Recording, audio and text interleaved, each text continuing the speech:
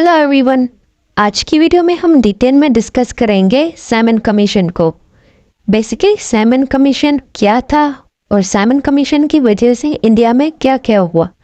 चलिए स्टार्ट करते हैं आज का टॉपिक, सैमन कमीशन 1927 को।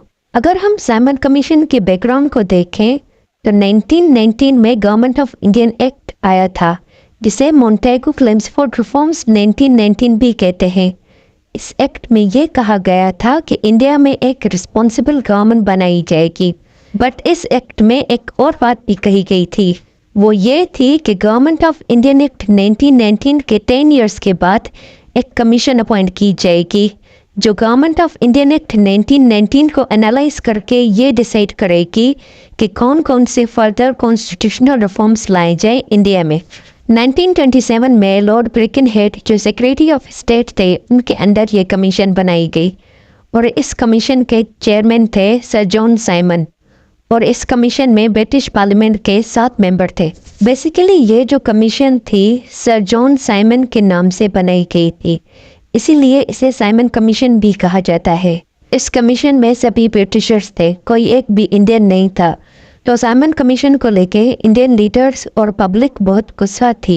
सभी पार्टीज जैसे कांग्रेस और मुस्लिम लीग ने साइमन कमीशन को बायकॉट कर दिया। लॉर्ड ब्रिकनहेड को जब इस बात का पता चला तो उन्होंने कहा कि साइमन कमीशन में तो अब कोई चेंजेस नहीं आ सकते, बट तुम लोग भी चाहते हो तो एक रिपोर्ट बनाओ जो हर एक क्लास, कम्युनिटी और पॉलिटिकल पार्टी को एक्सेप्टेबल हो। तो इंडियन लीडर्स ने इस बात को एक्सेप्ट कर लिया। 1927 में कांग्रेस पार्टी का एक मद्रास सेशन हुआ, जिसके प्रेसिडेंट थे मुख्तार अहमद अंसारी। इस सेशन में 2 मेजर डिसीजन लिए गए। वो ये थे कि साइमन कमीशन के साथ किसी भी तरह का कोऑपरेशन नहीं किया जाएगा और एक ऑल पार्टी कॉन्फ्रेंस सेटअप किया जाएगा जो इंडियन कॉन्स्टिट्यूशन को ड्राफ्ट करेगी। सभी पार्टीज ने साइमन कमीशन को बायकॉट किया और एक ऑल पार्टी कॉन्फ्रेंस की कमेटी बनाई गई, जिसके चेयरमैन थे मोतीलाल नेहरू, और इसी वजह से इसको नेहरू रिपोर्ट भी कहते हैं। बेसिकली नेहरू रिपोर्ट और साइमन कमीशन रिपोर्ट दोनों का पर्पस था कि इंडिया के लिए फ्यूचर कॉन्स्टिट्यूशन रिफॉर्म्स को रिकमेंड करना। फरवरी 1928 को जब साइमन कमीशन इंडिया आया तो पूरे कंट्री में मास प्रोटेस्ट किए गए और जगह जगह हड़तालें की गई और साइमन गो बैक के नारे लगाए गए। ये उस टाइम एक बहुत बड़ा पॉपुलर नारा था, साइमन गो बैक। लाहौर में लाला लाजपत राय जब साइमन कमीशन के खिलाफ प्रोटेस्ट कर रहे थे तो इस प्रोटेस्ट में पुलिस को लाठीचार्ज के ऑर्डर्स मिले, जिसकी वजह से लाला लाजपत राय को बहुत गहरी चोट लगी। 28 अगस्त 1928 को ऑल पार्टी कॉन्फ्रेंस के लखनऊ सेशन में नेहरू रिपोर्ट का ड्राफ्ट सबमिट किया गया, बट उस ड्राफ्ट को कुछ लीडर्स ने एक्सेप्ट नहीं किया, जैसे कि जिन्ना, सुभाष चंद्र बोस और जवाहरलाल नेहरू।